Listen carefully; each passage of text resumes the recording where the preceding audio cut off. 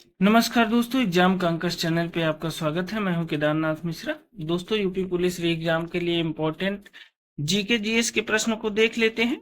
लेकिन उसके पहले दोस्तों, जिन साथियों की परीक्षा हो गई है उनको सफलता की अग्रिम शुभकामनाएं, और जिनकी परीक्षा अभी शेष है वो लोग एक दो दिन और मेहनत से पढ़ें और उन्हें भी सफलता की बहुत बहुत शुभकामनाएं।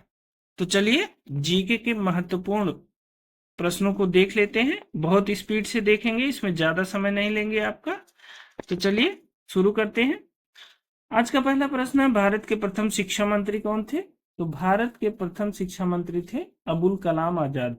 ठीक है, चलिए दूसरे प्रश्न की तरफ चलते हैं। भारत की प्रथम महिला सांसद कौन थी? तो भारत की प्रथम महिला सांसद थी राधाबाई सुब्बारायन। वर्ष 1938 में राज्य परिषद के लिए निर्विरोध चुनी गई थी। तो कौन थी? राधाबाई सुब्बारायन थी, और ये वर्ष 1938 में राज्य परिषद के लिए चुनी गई थी। तीसरे महत्वपूर्ण प्रश्न की तरफ चलते हैं। केंद्रीय चमड़ा अनुसंधान संस्थान कहाँ स्थित है? तो केंद्रीय चमड़ा अनुसंधान संस्थान स्थित है चेन्नई में। ठीक है ना? ये सारे बहुत इंपॉर्टेंट प्रश्न है, इसलिए इनको ध्यान से पढ़िएगा। ठीक है।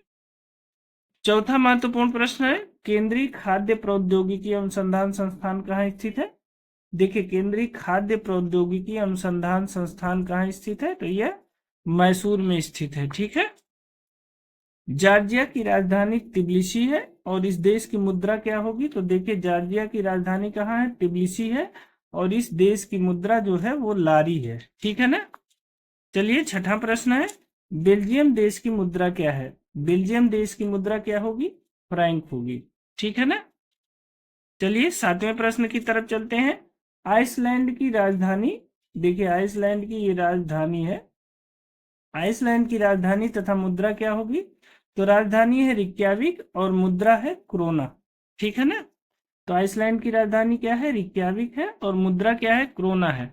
दोस्तों, मैं सीधे क्वेश्चन और उसका आंसर बता रहा हूं ताकि आप कम से कम समय में इसे दोहरा सकें, क्योंकि ये प्रश्न बहुत इंपॉर्टेंट है, एज इट इज पूछे जा सकते हैं, इसलिए इनको हम तेजी से दोहरा दे रहे हैं। ठीक है। देखिए, संगणकों संगणकों मतलब कंप्यूटर में प्रयुक्त आईसी चिप प्रायः बनी होती है, किसकी बनी होती है? सिलिकॉन से बनी होती है। ठीक है ना?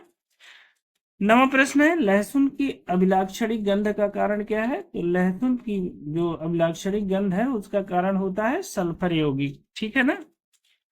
दसवां महत्वपूर्ण प्रश्न है, दसवां, मानव शरीर में प्रोटीन का पाचन किस अंग से आरंभ होता है? तो दोस्तों, आप जानते हैं कि मानव शरीर में जो प्रोटीन का पाचन होता है वह आमाशय से शुरू होता है। ठीक है ना? मानव शरीर में प्रोटीन का पाचन आमाशय से शुरू होता है।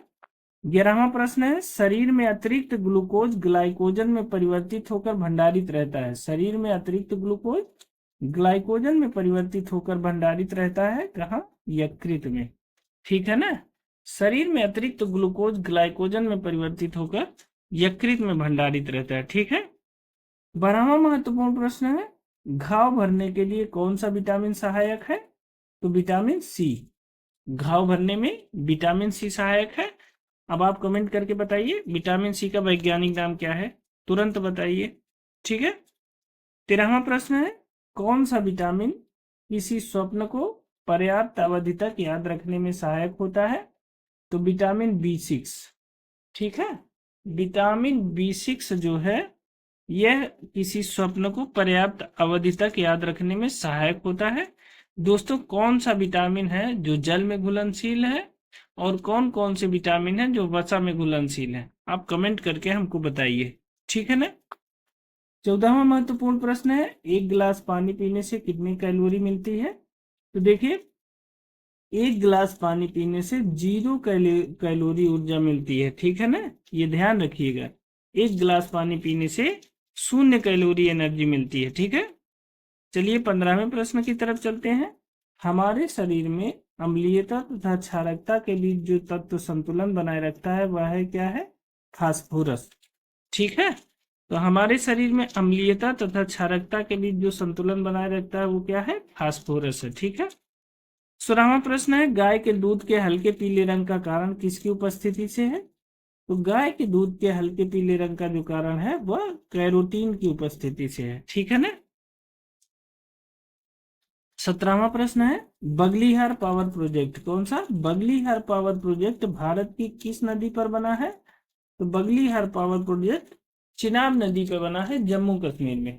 ठीक है ना? तो बगलीहार पावर प्रोजेक्ट बहुत पूछा जाता है परीक्षाओं में, यह चिनाब नदी पर बना है, जम्मू कश्मीर में। ठीक है। 18वां महत्वपूर्ण प्रश्न है सिंगरौली। सिंगरौली लघु जल विद्युत परियोजना अवस्थित है उत्तर प्रदेश में। ठीक है ना? सिंगरौली जो है लघु जल विद्युत परियोजना, ये सोनभद्र उत्तर प्रदेश में स्थित है। ठीक है ना? 19वां महत्वपूर्ण प्रश्न है भारत की सबसे बड़ी मीठे पानी की झील कौन सी है? तो वो है बुलर झील।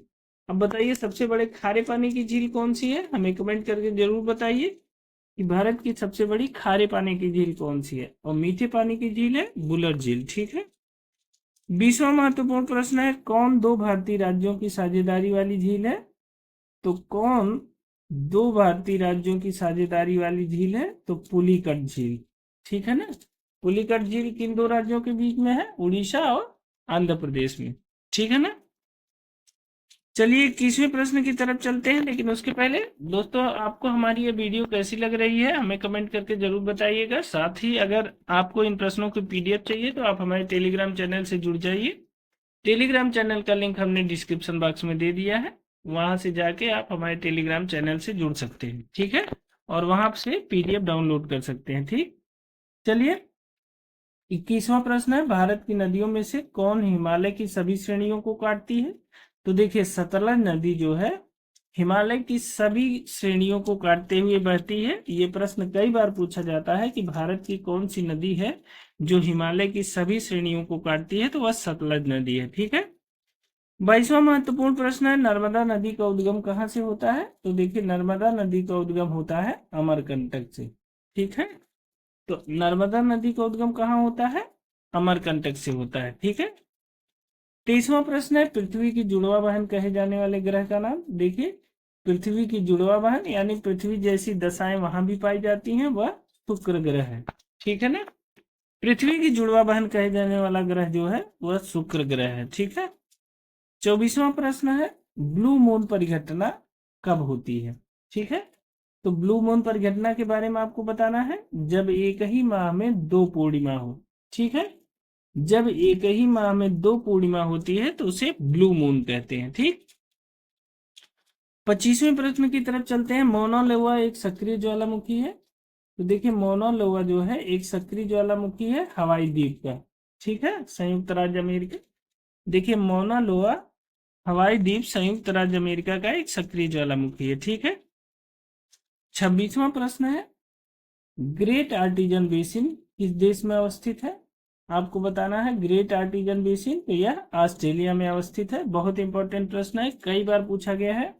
ग्रेट आर्टिजन बेसिन किस देश में अवस्थित है? तो ऑस्ट्रेलिया में अवस्थित है। ठीक है।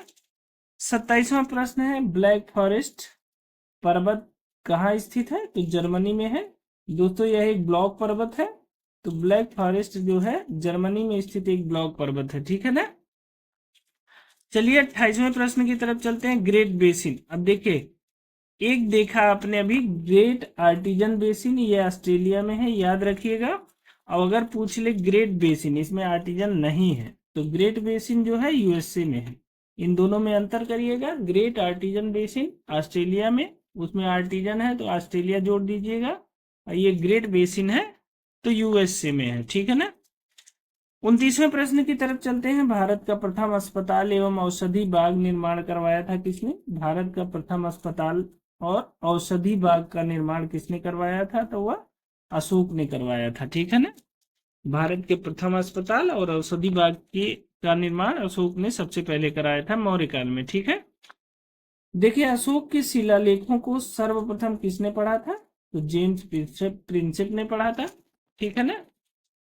अशोक के शिलालेखों को सर्वप्रथम किसने पढ़ा था? तो जेम्स प्रिंसेप ने पढ़ा था, याद रखिएगा। ठीक है। 31वें प्रश्न की तरफ चलते हैं अशोक का रुक्मिणदेही स्तंभ किससे संबंधित है? तो बुद्ध के जन्म की बात बताता है। अशोक का जो रुक्मिणदेही अभिलेख है वह बुद्ध के जन्म से संबंधित है, उसमें बुद्ध के जन्म से संबंधित बातें लिखी गई हैं। ठीक है ना? 32वें महत्वपूर्ण प्रश्न की तरफ चलते हैं। किस वंश ने एलोरा के कैलाश मंदिर का निर्माण कराया? तो राष्ट्रकूटों ने कराया। ठीक है ना। एलोरा के कैलाश मंदिर का निर्माण किसने कराया? राष्ट्रकूटों ने कराया और कृष्ण प्रथम ने कराया था। ठीक है ना।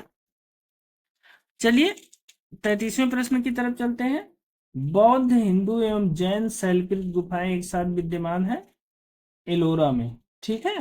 एलोरा में जो गुफाएं मिली हैं वो बौद्ध धर्म, हिंदू धर्म एवं जैन धर्म से रिलेटेड हैं। ठीक है ना। तो ये तीनों धर्म से रिलेटेड जो गुफाएं हैं वो कहाँ मिली है? एलोरा में मिली है। 34वें प्रश्न की तरफ चलते हैं। दक्षिण भारत का कौन सा राजवंश अपनी नौसैनिक शक्ति के लिए प्रसिद्ध था? तो आप सुने होंगे चोल। चोल जो है, चोल शासक दो चीजों के लिए बहुत फेमस थे। एक उनका ग्राम प्रशासन और दूसरा उनकी नौसैनिक शक्ति। ठीक है। उसी नौसेना के दम पे इन्होंने श्रीलंका तक अपनी विजय पताका फहराई। ठीक है ना। 35वें और आखिरी प्रश्न की तरफ चलते हैं। कोणार्क का सूर्य मंदिर किसने बनवाया था? नरसिंह देव वर्मन ने।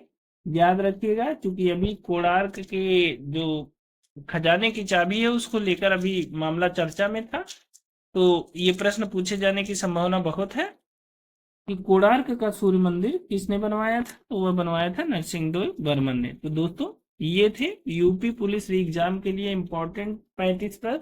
ये वो प्रश्न है जो अक्सर परीक्षाओं में दोहरा के तेरा के पूछे जाते हैं, तो आप इन्हें ध्यान से पढ़ लीजिएगा और इन्हें नोट कर लीजिएगा। अगर आप इन्हें नोट नहीं कर सकते तो आप इसकी पीडीएफ चाहते हैं तो आप हमारे टेलीग्राम चैनल से जुड़ जाइए। टेलीग्राम चैनल का लिंक हमने डिस्क्रिप्शन बॉक्स में दे दिया है, वहां से जुड़ के आप टेलीग्राम से इन प्रश्नों की पीडीएफ डाउनलोड कर सकते हैं। दोस्तों आपको ये वीडियो कैसी लगी हमें कमेंट करके जरूर बताइएगा। साथ ही अगर आप इस चैनल पर नए हैं तो इस चैनल को सब्सक्राइब जरूर कर लीजिए और बेल आइकन भी दबा लीजिए ताकि कोई भी नई अपडेट हो तो वो सबसे पहले आपको मिले।